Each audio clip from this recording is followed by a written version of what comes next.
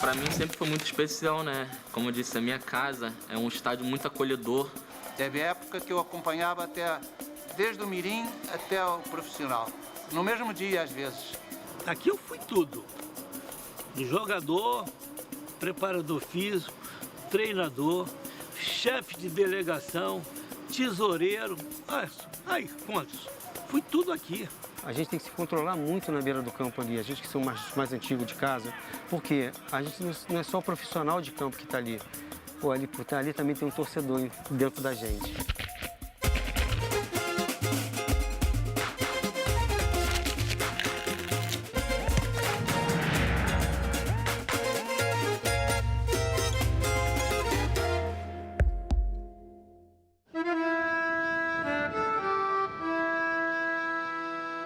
A casa da Associação Atlética Portuguesa é o Estádio Luso Brasileiro. Mas a fundação do Clube Rubro-Verde precede em muito a inauguração de um dos seus maiores símbolos. A Lusa Carioca tem uma forte identificação com o bairro da Ilha do Governador e com a colônia portuguesa na cidade do Rio de Janeiro. A gente tem vários clubes assim que são, principalmente no início, né, do século XX, que são vinculados à colônia, são vinculados ao movimento de imigração. A portuguesa da ilha, né, que nasce no centro da cidade, depois vai para territorialmente ocupar a Ilha do Governador, ela também se insere nessa dinâmica imigração-futebol. Muito importante no Brasil. A Portuguesa Santista ela tem uma ligação direta com a Portuguesa da Ilha, porque foi justamente a partir de um amistoso de comerciantes portugueses cariocas em Santos contra o time da Portuguesa Santista, que de lá saiu a ideia para a fundação de um time de futebol dos portugueses que veio a se tornar a Portuguesa Carioca. Você tem, nesse momento, um preconceito muito grande em relação à colônia portuguesa. Aqui você está no momento em que o Brasil, de certa maneira, tenta se desvincular do seu passado. Uma das formas das colônias portuguesas, né, dos imigrantes portugueses, tanto buscarem um âmbito mais comunitário de convivência, um âmbito mais comunitário também de se situar nesse lugar inóspito, é a formação de clubes. A paixão pela portuguesa surgiu quando eu cheguei aqui ao Brasil. Eu encontrei um amigo aqui que tinha 2 sócios, ele estava indo embora para Portugal. Ele tinha 2 títulos de sócio. Tinha um da Portuguesa e um do Vasco. Aí quando vi o da Portuguesa com as nossas cores, as cores de Portugal, eu escolhi logo o título da Portuguesa. Aí passei logo a ser sócio da Portuguesa. A Portuguesa, assim como alguns clubes do Rio de Janeiro, muitos, né, na verdade, tiveram que durante muito tempo viver alugando espaços para jogar, né? Isso foi uma coisa comum. Talvez o único clube que não tenha passado muito por isso seja o Fluminense, porque desde o princípio, desde 1904, já tem o seu estádio, já com arquibancada, né, provisória, depois definitiva. A Portuguesa, assim como outros clubes, tem que se deslocar. Eu estava na rua com uma camisa da Portuguesa que tinham feito para mim, que na época não tinha assim vendendo, igual nós temos agora aqui na boutique.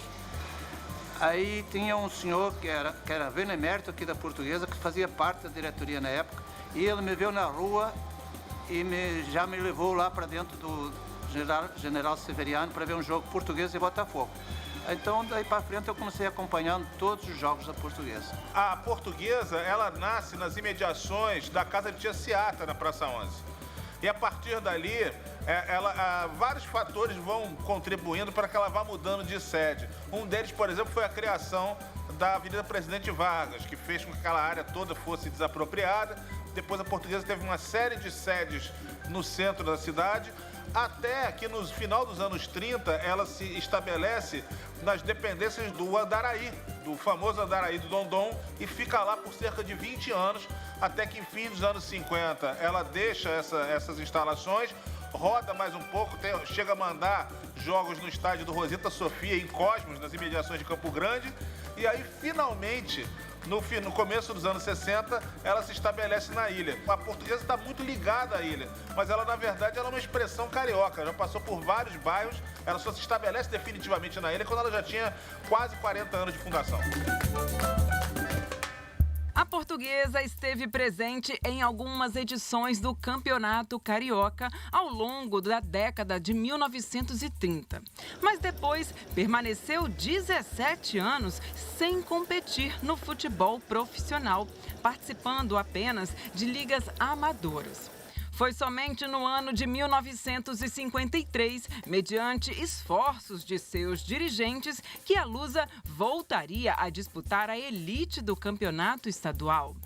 A inauguração do estádio Luso Brasileiro só acontece em 2 de outubro de 1965. A partir daí, se constrói um laço fortíssimo entre o bairro onde está localizada sua sede e o Clube Rubro-Verde.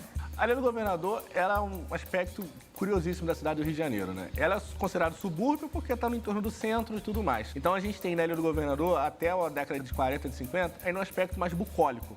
Um aspecto, digamos assim, mais romancizado, mais de veraneio, né? De casas para veraneio, para as pessoas descansarem. Isso não impediu o desenvolvimento dos esportes na ilha. Mas a partir da década de 50, quando começam a fazer o primeiro viaduto que conecta a ilha ao continente, aí sim a gente fala de uma modernização na região da Ilha do Governador, o que exige uma nova reorganização. Você também tem a construção do aeroporto do Galeão, que muda radicalmente, né? Você tem base militar instalada ali desde sempre. Na verdade, aqui na ilha funcionava o Jockey Clube da Guarabara. Naquele tempo, os jockeys clubes, eles só funcionavam nos finais de semana. E os empresários que construíram isso aqui com tremendo luxo, né? Nós temos uma obra arquitetônica fantástica aqui no Estádio da Lusa. Eles perceberam o seguinte, que poderiam explorar as corridas de cavalo durante a semana, porque o Jockey Clube tradicional que fica na Gávea só fazia os páreos aos finais de semana. Autoridades importantes frequentaram aqui o estádio da Portuguesa, que pouco mudou a parte importante da cobertura, que segundo dizem foi Niemeyer que fez essa parte dessa estrutura. Então, desde aquela época, o Estádio da Portuguesa era frequentado por Presidente da República. Pois bem, veio um decreto do então presidente Jânio Quadros proibindo as corridas de cavalo durante a semana. Então, de uma hora para outra, simplesmente o jockey quebrou. Quando a Portuguesa consegue identificar que naquela região em que agora estão proibidas as corridas de cavalo, as apostas, digamos assim, corridas de cavalo, o que faz com que a corrida de cavalo se torne menos interessante para o seu público, a Portuguesa percebe que ali ela pode construir definitivamente o seu campo. E aí, a Portuguesa fez um trabalho em cima que durou algum tempo, conseguiu fazer o financiamento da obra e finalmente em 1965 ela inaugurou o estádio. Desde então ela manda seus jogos aqui e acho que hoje quase ninguém tem essa memória, né, do antigo jockey, porque evidentemente o jockey durou muito pouco tempo. A tradição aqui toda do terreno é feita pela Portuguesa. Uma vantagem para ela é o seguinte, na década de 60, você já tem a ligação com o continente, o que vai permitir a Portuguesa receber adversários que estão na cidade do Rio de Janeiro. E não só na cidade do Rio de Janeiro, na região da Baixada Fluminense também, porque a Ilha do Governador, ela fica meio que no meio do caminho, ela permite um contato com a região da Baixada Fluminense muito grande, com o pessoal da região serrana de Petrópolis muito grande. Então a ilha se torna um ponto de atração importante e que permite a Portuguesa desenvolver ali o seu campo. Quando a Associação Atlética Portuguesa ela é criada na década de 60, ela se consolida na região como um clube esportivo muito forte. Mas até a sua própria denominação já é interessante, atlética, ou seja, não é só um esporte, são vários. Então, se ali você tinha antes turf, você também tinha a prática de ciclismo, você também tem a prática do futebol, você também vai ter prática de vôlei. Então, isso permite uma vinculação entre o clube e o bairro, o que faz com que o bairro acabe se tornando uma denominação do clube. O que a gente vê também, por exemplo, no caso do próprio bairro Vasco da Gama, em que o clube se transforma no nome do bairro. Se a gente pensar nessa relação clube-bairro no Rio de Janeiro, a gente tem 2 clubes especificamente que o bairro deu origem aos times, que é o caso do Botafogo e o caso do Flamengo, né? No caso da Portuguesa e do Vasco, a gente tem o contrário. Os times vão dando nome aos bairros. E aqui dentro também temos histórias também com torcidas, né? Tivemos esse ano aí disputas de Copa do Brasil e a gente viu o nosso estádio lotado, como a gente nunca tinha visto. Isso pra mim foi uma sensação maravilhosa, né? A gente teve 2 jogos aqui dentro de casa que quando a gente olhava pra arquibancada a gente via aquele apoio, o estádio lotado, que não é comum você ver um time de menor expressão com o estádio sempre lotado, né? Então pra mim essa foi uma experiência maravilhosa dentro do estádio. lotou o estádio aqui. Entendeu? A Portuguesa vem crescendo de uma tal maneira que isso desperta também o interesse dos moradores da ilha, né? Eles abraçam o clube dessa forma.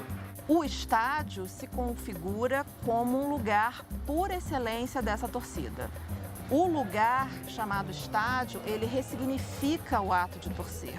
Não só ressignifica, ele dá sentido, ele dá ossatura ao que é torcer. Pela televisão, né, depois, quando surge a televisão, é claro que torcer se mantém, mas estar num estádio faz parte da configuração do ato de torcer como um momento diferencial. Um momento diferencial que é importante que a gente situe historicamente. Grandes jogos, já tivemos aqui grandes reviravoltas aqui, inclusive em jogos de acesso, em jogos de finais de campeonato, que foi muito importante a gente estar jogando dentro de casa. O vento nos favoreceu e a torcida nos favoreceu. E como eu disse, o estádio aqui pra gente aqui é um estádio muito favorável, né? Quando a gente joga em casa a gente se sente muito mais à vontade. A torcida da Portuguesa tem marcado presença aqui regularmente. Inclusive, quando qualquer partida da Portuguesa, sempre há uma mobilização grande nas redes sociais, convocando as pessoas, trazendo essa sensação de pertencimento aos moradores da ilha, de ser sentimento em relação à Portuguesa, embora a Portuguesa seja carioca. Muitos torcedores gostam que se fale isso. A torcida tem apoiado e a tendência dela é crescer cada vez mais, porque a Portuguesa é um clube muito simpático e tende a agregar novos torcedores se esse bom trabalho for mantido. Daqui a pouco, mais marcos da história do estádio luso-brasileiro. Do surpreendente papel do vento nas partidas, passando pelo técnico Gentil Cardoso e chegando à sina da grande zebra do futebol carioca.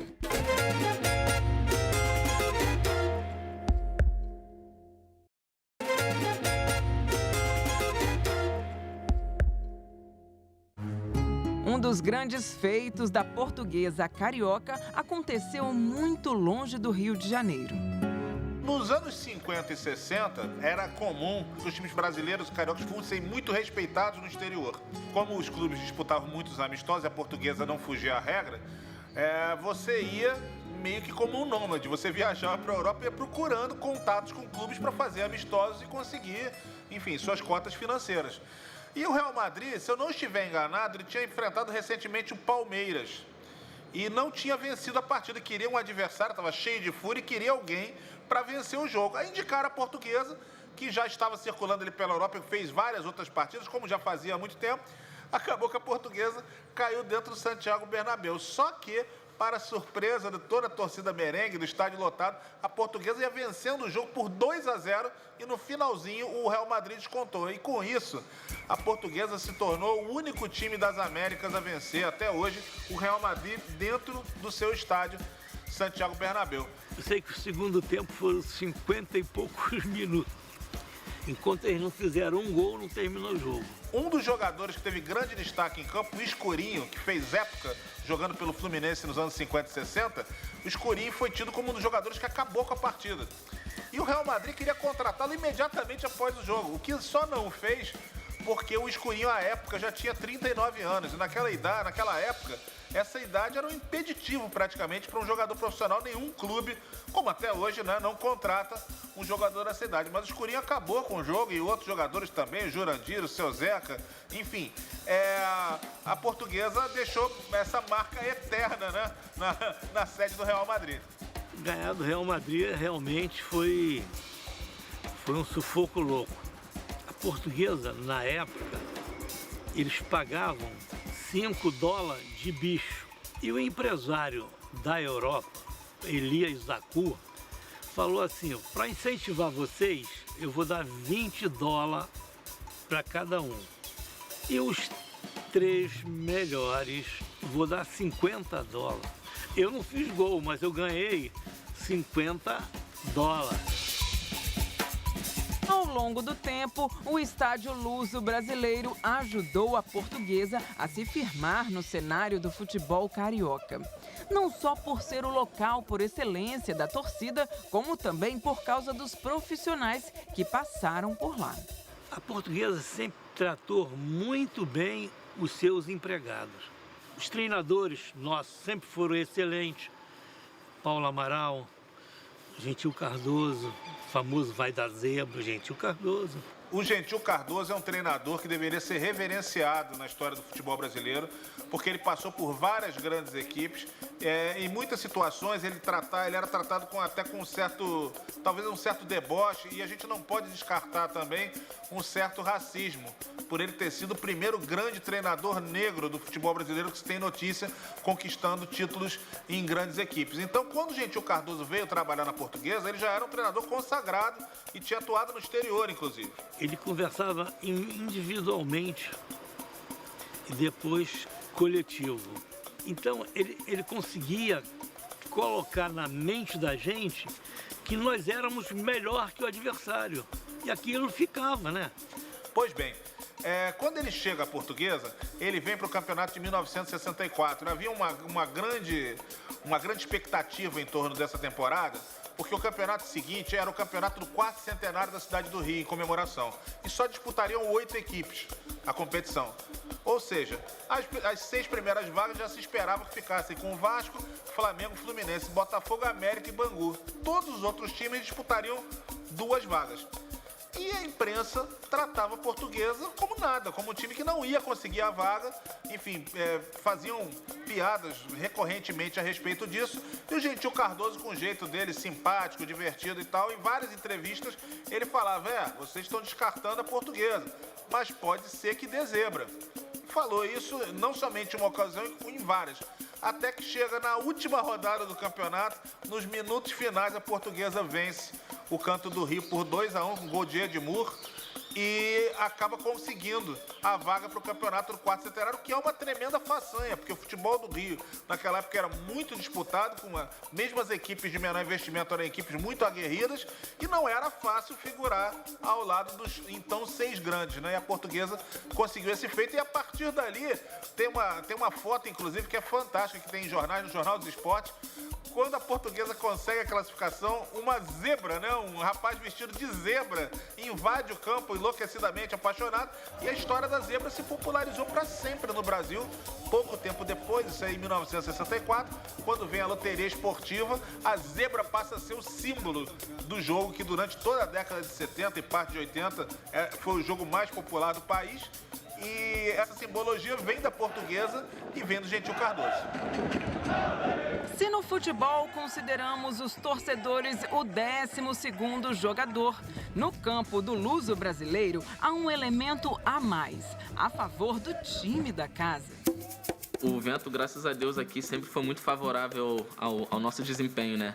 Como eu sou um jogador que já jogo aqui há muitos anos, então eu sei basicamente o horário que o vento começa e a hora que o vento termina, né? Tem muitas histórias aqui de escanteios, de faltas, de lances que o vento fez a sua intervenção e às vezes ajudou ou até atrapalhou a Portuguesa. Se você estivesse jogando contra o vento, a bola ia dentro do gol. Era uma confusão danada. Ia mesmo. Uma coisa que ficou histórico no Luso brasileiro é esse gol do Birajara, goleiro, que fez o gol direto aqui da baliza lá para o outro gol. Esse jogo aconteceu em 1970 entre Flamengo e Madureira. O Flamengo vencia por 1-0 quando o goleiro Birajara Alcântara foi bater uma bola pro ataque, deu um chutão. A bola quicou, traiu o goleiro do Madureira, o encobriu. E esse é considerado o primeiro gol oficial de goleiro da história do futebol registrado. O Luso brasileiro foi palco de jogos marcantes para a Portuguesa, claro, e para outros clubes também. Em 1977, o Vasco enfrentou a Portuguesa aqui no estádio da Ilha do Governador e venceu essa partida por 3-1, uma partida que teve uma grande lotação. Claro que para a Portuguesa não foi um resultado legal, mas para a história do futebol brasileiro ficou aqui um registro maravilhoso, a foto feita por Ronaldo Teobaldi, ali nas imediações do túnel de acesso dos jogadores. Aqui tinha uma tela na lateral em que os torcedores queriam tocar o Roberto Dinamite. Essa foto é tida como um marco da adoração que os torcedores tinham pelo Roberto, não somente do Vasco, como em outros clubes. Isso aconteceu justamente aqui na Portuguesa. E teve outro que a Portuguesa ganhou de 3-2, que o Zico fez gol olímpico. Esse resultado praticamente mudou o cenário do campeonato. Por quê? Deu possibilidades ao Vasco de conquistar pontos suficientes para entrar na decisão como o time que mais tinha feito pontos no campeonato. Então foram para a final Flamengo, América e Vasco. Na grande final, Vasco e Flamengo, o Vasco venceu por 1-0. Mas o que definiu o fato do Flamengo não conseguir chegar ao título da Taça Rio e, consequentemente, ser campeão direto, foi justamente essa derrota por 3-2 para a Portuguesa. Ao longo dos anos, o futebol brasileiro foi forjando uma quantidade imensa de ídolos. E muitos deles desfilaram pelo gramado do Luso brasileiro ou vestiram a camisa da Portuguesa carioca. Um jogador que sempre é muito elogiado por Paulo César Caju, que é um dos maiores craques do futebol mundial em todos os tempos, é Mário Breves, que jogou na Portuguesa na década de 60, era um jogadoraço e praticamente só construiu sua carreira aqui.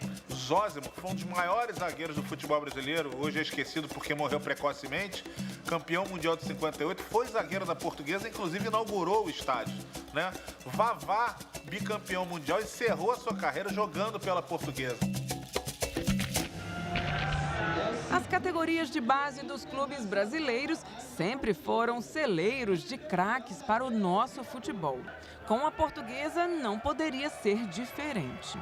A base da Portuguesa é fundamental para você estabelecer o clube no cenário de disputa, pelo menos no âmbito carioca e atualmente no brasileiro das divisões menores. Comecei com o nosso atual presidente do clube, ele foi meu primeiro treinador dentro do clube, então a gente tem uma amizade muito boa desde 2012, né? Lá se vão quase 20 anos de amizade aí. Eu quando cheguei aqui na Sub-20 da Portuguesa em 2012, ele tinha acabado de subir do Sub-17, né? E, por coincidência, sendo um bom jogador, claro que o clube avalia isso, né? Vê na base ali um jogador que merece ser puxado profissional logo, foi o que aconteceu com ele. Eu fiquei 4 meses no profissional, no Sub-20, quando eu subi, ele subiu logo atrás. Está aí até hoje.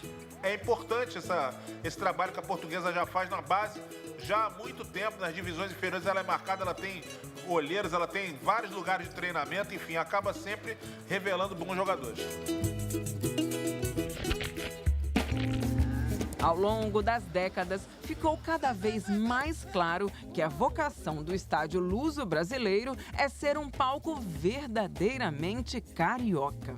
Dá para falar sim, porque inclusive em outras ocasiões a Portuguesa cedeu seu próprio estádio para várias partidas de clubes cariocas e especialmente em 2 temporadas ela fez contratos tanto com o Flamengo quanto o Botafogo na ausência do Maracanã para que mandassem seus jogos aqui no estádio Luso brasileiro, né?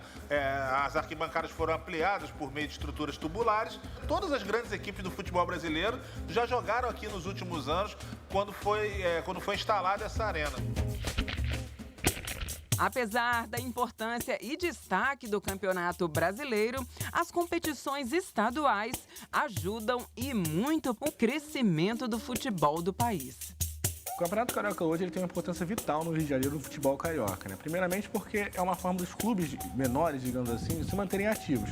São esses clubes que formam boa parte dos jogadores que a gente vê atuando no futebol profissional de grande rendimento hoje. O segundo ponto é a manutenção da paixão do torcedor. O Campeonato Carioca ele tem todo um charme que envolve muita rivalidade regional. Hoje, como em diversos momentos do futebol brasileiro, um ou outro clube se destaca no cenário nacional. Isso é legal. Só que esses clubes se destacam, a rivalidade regional se mantém porque todo ano eles se enfrentam no estadual. Por mais que determinado clube tenha uma superioridade por um tempo sobre o outro, isso no Campeonato Carioca, quando o jogo acontece, isso move paixões, isso move milhões. Após décadas servindo à Portuguesa e ao futebol carioca, o Luso brasileiro segue consolidando a sua importância no cenário nacional e no coração de quem ajuda o clube a crescer cada dia mais. O ambiente aqui é aconchegante, entendeu? A gente sente em casa aqui. Eu moro mais tempo aqui na Portuguesa do que na minha própria casa. Eu digo até que é minha primeira casa, que minha casa eu fico inteira, o dia inteiro na minha casa, só a metade do sábado e o domingo inteiro, que o resto da semana é todo aqui. Como eu falei com o presidente há pouco tempo atrás, eu falei, presidente, o senhor não quer assinar um contrato vitalício comigo não, pra gente poder ficar aí mais tempo? Como eu disse, tenho um carinho enorme pela Portuguesa, é o meu time do coração hoje, é um time que eu aprendi a amar, aprendi a gostar. Então eu fico muito feliz de poder estar deixando meu nome marcado na história do clube e do estádio Luso brasileiro também.